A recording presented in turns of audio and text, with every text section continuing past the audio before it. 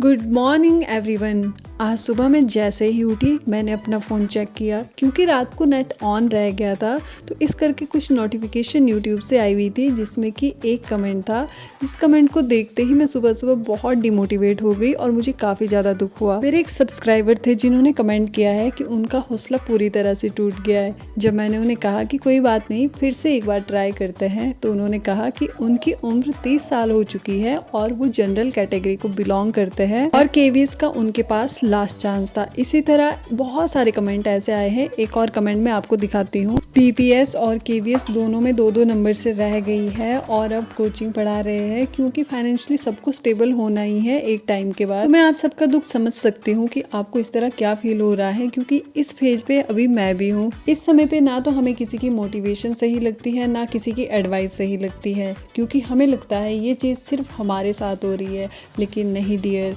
ये हमारे जैसे बहुत सारे बच्चों के साथ हुआ है। क्योंकि सारे बच्चे तो सिलेक्ट नहीं हो सकते हैं। कितने ज़्यादा बच्चे कॉम्पिटिटिव के लिए तैयारी करते हैं, वो सब लोग सिलेक्ट नहीं हो सकते हैं। तभी मैं अब बार बार बोल रही हूँ कि कंपटीशन या फिर कॉम्पिटिटिव एग्जाम ही लाइफ नहीं है, ये सिर्फ लाइफ का एक पार्ट है। इसको अपनी पूरी लाइफ मत बनाओ। बस हम अपना बेस्ट दे सकते हैं ताकि लाइफ में रिग्रेट ना रहे। और फिर इसी चांस के लिए मैं दोबारा से पढ़ने बैठी हूँ। आप लोग भी एक मोटिवेशन, सेल्फ मोटिवेशन के साथ दोबारा बैठिए, जरूर होगा। अगर नहीं भी हुआ तो लाइफ में कुछ और बेहतर करेंगे, तो परेशान नहीं होना है। हमारी जो इस टाइम पे सिचुएशन है उस पे मुझे कुछ कविता याद आ रही है जो कि हरिवंश राय बच्चन जी की है। जो बीत गई सो बात गई, जीवन में एक सितारा था, माना वो बहुत प्यारा था, वो डूब गया तो डूब गया, अंबर के आनंद को देखो, कितने इसके तारे टूटे, कितने इसके प्यारे छूटे, जो छूट गए फिर कहाँ मिले, पर बोलो टूटे तारों पर, कब अंबर शोक मनाता है, जो बीत गई सो बात गई।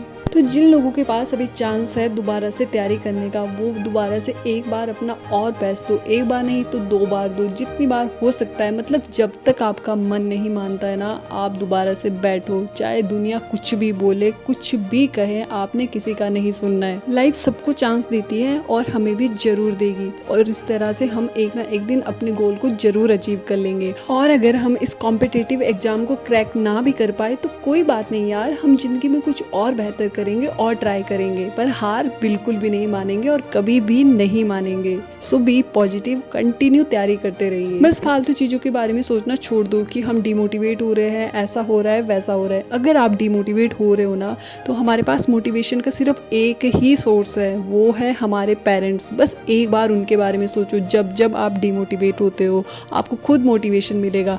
आप सोचो, किसी के पेरेंट्स दिहाड़ी मजदूरी करते हैं, हमारे पेरेंट्स दिन भर खेतों में काम करते हैं, किसी के पेरेंट्स जॉब में जाते हैं, वहाँ पे थोड़ी ना हर चीज़ अच्छी होती है। कितने लोगों की बातें सुननी पड़ती है जस्ट बिकॉज हमारे लिए, क्योंकि उन्हें हमारे लिए पैसे इकट्ठे करने हैं हमारी एजुकेशन के लिए। उनकी ज़रूरतें पूरी हो या ना हो, बट वो हमारी ज़रूरतों का हमेशा ध्यान रखते हैं। यही स्ट्रॉन्ग मोटिवेशन है। प्लीज़ आप इसको अपने लाइफ में इम्प्लीमेंट कीजिए। और आगे से आपके ऐसे कमेंट बिल्कुल नहीं आने चाहिए कि हम परेशान हो रहे हैं, ये हो रहा है, वो हो रहा है।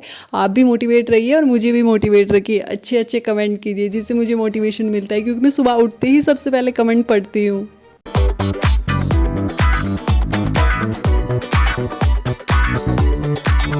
सो hey guys, welcome back to my YouTube channel. I hope कि आप सब अच्छे होंगे। तो जो मेरे चैनल पे नए हैं उनको मैं बता दूं कि मेरा नाम दीपिका ठाकुर है और मैं हिमाचल प्रदेश से बिलोंग करती हूँ। रिसेंटली मैंने एग्जाम दिया था केवीएस पीआरटी का, तो उसके इंटरव्यू से मैं फिलहाल बाहर हो चुकी हूँ और अभी मैं तैयारी कर रही हूँ चंडीगढ़ पीआरटी के लिए। तो इस चैनल पे मैं अपने डेली स्टडी रूटीन को आप सबसे शेयर करती हूँ। अगर आपको वीडियो अच्छी लगी है तो जरूर लाइक, शेयर और सब्सक्राइब जरूर करें, जिससे कि मुझे मोटिवेशन मिलता रहे, ताकि मैं अच्छी अच्छी वीडियो और बनाती रहूं और ज़्यादा मेहनत करती रहूं। आज के व्लॉग की शुरुआत होती है सुबह लाइब्रेरी जाने से, और मैं जैसे ही लाइब्रेरी पहुंचती हूँ तो मेरी फ्रेंड का कॉल आता है, क्योंकि उसका आज एग्जाम था टेट का, TGT TET Himachal Pradesh. But वो अपना आधार कार्ड लाना ही भूल गई थी। तो मैं जल्दी से शॉप पे जाती हूँ और उसकी फोटो कॉपी निकाल के जल्दी से स्कूल पहुँच के उसे दे देती हूँ। अच्छा करके आना। अब मैं जा रही हूँ वापस लाइब्रेरी, पर मुझे पता है कि मेरी सीट अब तक बुक होगी, क्योंकि 5 मिनट के बाद वहाँ पे बच्चे बैठ जाते हैं, और अगर नहीं होगी तो पढ़ने बैठ जाऊंगी। अगर वहाँ पे कोई बैठ गया होगा तो मुझे वापस रूम जाना पड़ेगा। बट मैं जैसे ही वापस आती हूँ वहाँ पे मेरा एक क्लासमेट बैठा होता है, बट मुझे देख के वो उठ जाता है।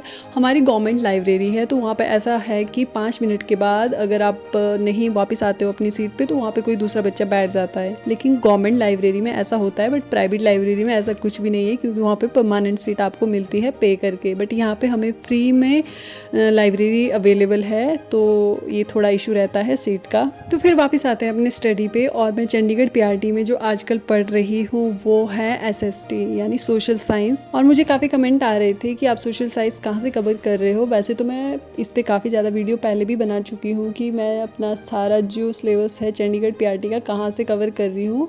बेसिकली मैं एनसीईआरटी को ही फॉलो कर रही हूँ। वैसे मेरे पास कोई पर्टिकुलर बुक नहीं है, लेकिन जो 6 to 10th बुक है मैं उनके सारे एमसीक्यूज़ लिख रही हूँ। जैसे कि आपको दिख ही रहा होगा मेरे नोट्स में, क्लास वाइज चैप्टर वाइज मैंने पूरे नोट्स बना रही हूँ। और फिर आप लोग मुझसे बार बार पूछते हो कि आपको ये एमसीक्यू कहाँ मिलता है, तो ये सब मुझे गूगल पे मिलता है। बस मैं वहाँ पे सर्च कर लेती हूँ कि मुझे एमसीक्यू चाहिए एनसीईआरटी क्लास 10 चैप्टर, वो जो भी आपको चैप्टर चाहिए उसके मैं डाल देती हूँ, और बहुत सारे एमसीक्यूज़ खुल के आ जाते हैं जिनको मैं एक जगह नोट्स बना के लिख रही हूँ, ताकि लास्ट में रिवीजन टाइम में प्रॉब्लम ना हो और मेरे पास एक जगह पे सारा मटेरियल हो।